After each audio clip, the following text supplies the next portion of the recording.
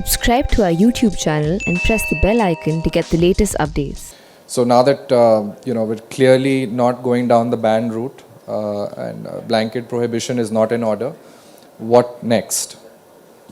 So first, I think at the inaugural session, perhaps with Dr. Jaishankar, he made this point on globalization, which was pretty instructive. He said, we are not here to globalize just for the sake of globalization. It's for the sake of building national capability. And I think I see this as a moment. The crypto moment is a moment which is actually a reg tech moment, a regulatory technology moment. It's a supervisory technology moment. And what I mean by that is that naturally the regulatory perimeter is going to grow with the introduction of this new asset class.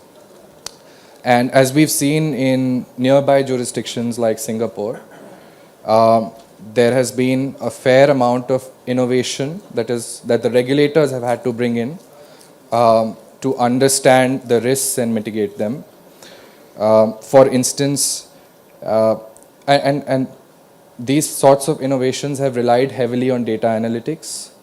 I don't know how equipped our regulators are on these fronts, but there's a tremendous amount of cross-pollination that can happen with Indian technology companies.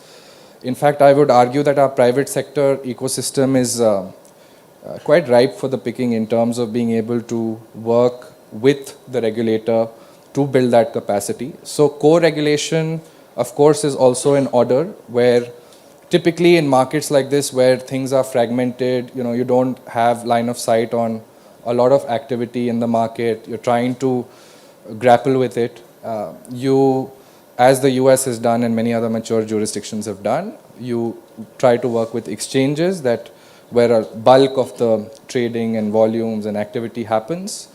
And you bring in a few other specialist agencies and companies to be able to assess where the vulnerabilities really lie. So that's the future of regulation, and of course there's an international element to it.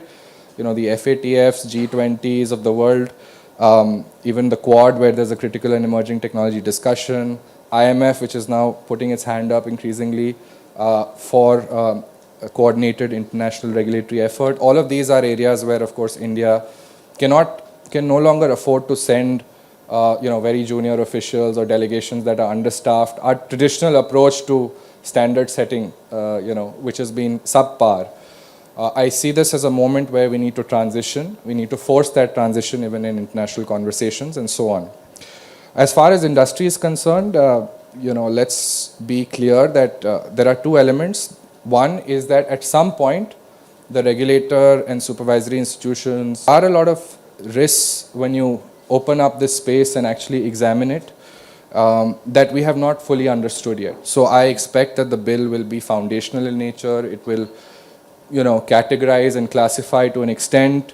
It may even say there's a XYZ regulator, which as reports suggest is likely to be SEBI, which is a natural point of departure because SEBI has, back to the RegTech point, it has both a regulatory sandbox and an innovation sandbox.